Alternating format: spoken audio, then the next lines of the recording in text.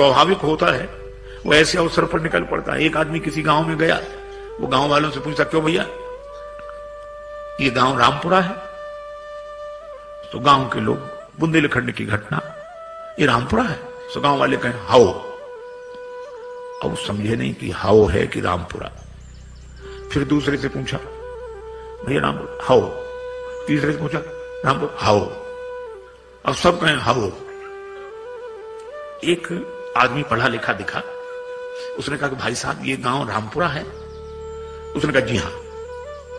हाँ अब समझ में आया, यहां सब लोग हाओ हाओ करते थे, आपने जी हाँ कहा। तो वो बोला कि जो बिना पढ़े लिखे लोग हैं वे हाओ हाओ करते हैं, और जो पढ़े लिखे हैं वे जी हाँ ऐसे बोलते हैं। अच्छा तो आप तो पढ़े लिखे होंगे? तो बोला हाओ। अब जो स्वाभाविक था तो निकल गया। राजस्थान के एक छोटे से गांव में एक महात्मा गए, सत्संग हुआ। एक सत्संगी नित्य आते थे। एक दिन उन्होंने प्रार्थना की कि महाराज यहां से और ज्यादा इंटीरियर में हमारा छोटा सा गांव है, मां आ नहीं सकती, उनको दर्शन देने चलो। महात्मा ने कहा ठीक चलते। एक दिन गए, उस व्यक्ति ने मां से कहा मां महात्मा आए प्रणाम कर। तो बुढ़िया श्रद्धालु तो थी, लेकिन अपने टूटी फूटी मारवाड़ी बोली में बोली, गोरू जी थारे खुर छू। अब एक तो गुरु जी को गोरू जी कह रही थी, वो चरणों को खुर। महात्मा को बड़ा अटपटा लगा, वे तो रोज चरण कमल सुनते थे, अब चरण भी कहती तो ठीक, पांव भी कहती तो ठीक, खुर खुर तो पशुओं के होते हैं। तो महात्मा उसे प्रेम से समझाने लगे, माता जी ऐसे बोलती हो महात्माओं से, नरक जाओगी नरक।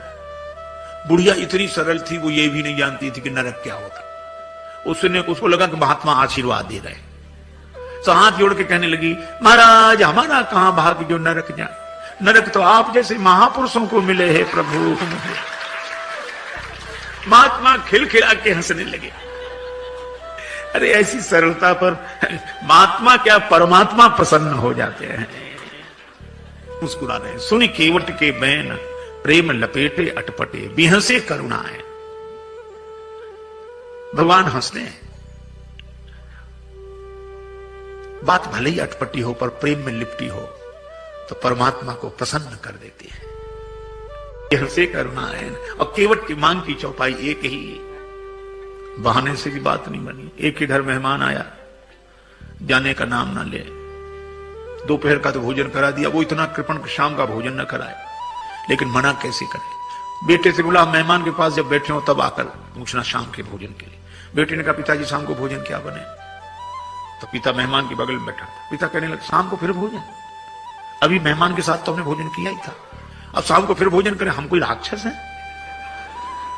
मेहमान से पूछ लो, मतलब मेहमान भोजन करे तो राक्षस है। बेचारे मेहमान ने भी कह दिया कि नहीं ठीक है हो गया। बहाने में लोग बड़ी चतुर। एक महात्मा किसी वृद्धा माता के यहां भोजन को गए, मैया ने सब भोजन परोस दिया, पंखा लेके बैठ गई, थाली में पीछे पापड़ रखे थे, पापड़ परोसना भूल गई। अब महात्मा का मन पापड़ पे जाए बार बार। मन का ये स्वभाव है, जो करोड़ों की चीज मिली हो तो उसे 2 कौड़ी की लगती है, 2 कौड़ी की चीज ना मिले तो करोड़ों की लगती है। उधर ही देखे, लेकिन मांगने में शर्म भी लगे और बुढ़िया को याद ना आवे। सो महात्मा बोले मैया भगवान की बड़ी कृपा, आज जो आपका दर्शन हो गया। क्यों? रास्ते में बड़ा लंबा सांप मिला। सांप? हाँ लंबा था। कितना लंबा महाराज? यहां से वो पापड़ की थाली रखी गई। बुढ़िया बोले अरे महाराज पापड़ परोसना तो मैं भूल गई। महात्मा बोले तो बता रहे थे कि सांप कितना लंबा था। तो कई बार बहाने से भी बात बन जाती, युक्ति से बना लेना चाहिए, लेकिन कई बार बहाने से भी बात नहीं बनती। एक के घर मेहमान आए जाए नहीं, और बेचारा घर वाला संकोची कुछ कहे नहीं। 5-7 दिन हो गए। एक दिन पति पत्नी से बोला कि देवी ये मेहमान तो जाता ही नहीं, कोई उपाय? पत्नी बोली और खिलाओ पिलाओ और सम्मान करो, काहे को जाएगा वो? देखो देखो ये व्यंग मत करो, तो उपाय बताओ। पत्नी बोली उपाय तो है 3 मर्ज, उपाय 1, बुखार हो जुखाम हो मेहमान हो, ज्वर जुखाम और पाहुना, ज्वर जुखाम और पाहुना इनका एक उपाय, लंघन दे दो तान के फिर न वापस आए। लंघन दे दो बुखार नहीं आएगा, लंघन दे दो जुकाम नहीं आएगा, लंघन दे दो मेहमान नहीं आएगा। हाँ ये बात तो ठीक है, लेकिन अब हम लोग भोजन बनाएं उसे न दें तो एक दिन ना बनाओ। तो नहीं बनाने का तो कोई कारण होगा। झगड़ा, हम लोगों में झगड़ा होते नहीं, झूठे ही झगड़ा कर लो। अब बाहर वाले कमरे में मेहमान बैठा, भीतर जोर जोर से इन्होंने झगड़ा करना शुरू किया। पति ने डांटना शुरू किया और पत्नी ने, मुझे देखो तो मुझे डांटते रहते और आज और ये आज भोजन ही नहीं बनाऊंगी मैं। पति बोला बनाना ही मत, मैं कोई मर नहीं जाऊंगा एक दिन भूखे। अब तो झगड़ा शुरू हुआ और मेहमान ने सुना कि आज इन्हीं को नहीं मिल रहा है, तो उसने अपना थैला उठाया गया। पत्नी ने देखा कि गया, पति ने देखा गया, तो पति बोला आप काहे को रो रही हो, हमने कोई सच्चा डांटा था, हमने तो झूठा डांटा था। तो पत्नी मुस्कुरा कर बोली मैं कोई सचमुच रो रही हूं, मैं तो झूठे ही रो रही हूं। लेकिन आश्चर्य, तब तक मेहमान भीतर, हम कोई सच्चे नहीं थे, हम भी तो झूठे ही गए थे। कई बार प्रयास करने पर भी काम नहीं बनता। भगवान ने बड़ा प्रयास किया पर केवट बोला साफ साफ कहो, प्रभु धो लो। प्रेम पराधीन प्रभु की यह अभय वाणी सुनकर केवट गया, कठौते में जल भर लाया। आहा, उस दृश्य को आप देखें।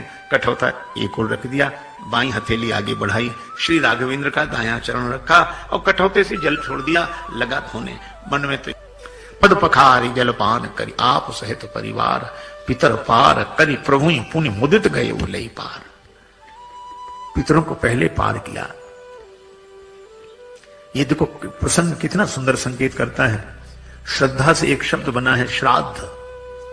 हम लोग उनका भी श्राद्ध करते हैं जो हमारे पूर्वज अब शरीर में नहीं है। पर एक व्यक्ति मरा, उसके दो बेटे, मां बहुत कहे कि कुछ करो, बेटे कहते हम इस समय विश्वास नहीं रखते, क्या फायदा, इससे क्या फायदा। मां ने एक दिन कहा कि पिता की अस्थियां गंगा जी में ही छोड़े आओ, 16 किलोमीटर दूर है, इससे क्या फायदा। मां बोली कि तुम विश्वास नहीं करते, पर जिनकी अस्थियां हैं वे विश्वास करते थे। छोटा बेटा बोला ठीक है हम चले जाएंगे। साइकिल से गया, थैले में पिता की अस्थियां लेकर 12 किलोमीटर दूर गया। एक नाला बह रहा था, कहां जा रहा, 4 किलोमीटर बाद गंगा जी मिल जाता है। बेटे ने सोचा नाला जा ही रहा, हमारे जाने क्या जरूरत, वहीं छोड़ दी पिता की अस्थि। लौट आया, मां ने कहा क्यों, पहुंच गई नहीं। रात्रि को उस व्यक्ति ने स्वप्न दिया कि ऐसे मूर्ख बेटे को भेजा, हमारी अस्थियां नाले में डालकर आ गया। मां ने बेटे को बुलाकर डांटा, क्यों रे पिता की अस्थियां नाले में डाल आया। बेटा बोला तुमसे किसने कहा, तुम्हारे पिताजी आए थे रात को सपना देने। तो भी उसने अपनी गलती स्वीकार नहीं की। बोला पिताजी का तो जिंदगी भर दिमाग खराब रहा, मरने के बाद भी पागलपन गया नहीं। मां ने डांट कर कहा क्या पागलपन है। बेटा बोला 12 किलोमीटर इधर लौटकर सपना देने तो आ सकते थे, 4 किलोमीटर उधर नहीं जा सकते थे। यह हाल है। आज रक्त के संबंधों का पहले जैसा अर्थ नहीं है। आज रक्त के संबंधों का पहले जैसा अर्थ नहीं है। तर्पण भी मिल ही जाएगा, ऐसी भी कोई शर्त नहीं है। लेकिन केवट का प्रसंग हमें सिखाता है, पितर पार करी प्रभु पुण्य मुदित गए उलई पार।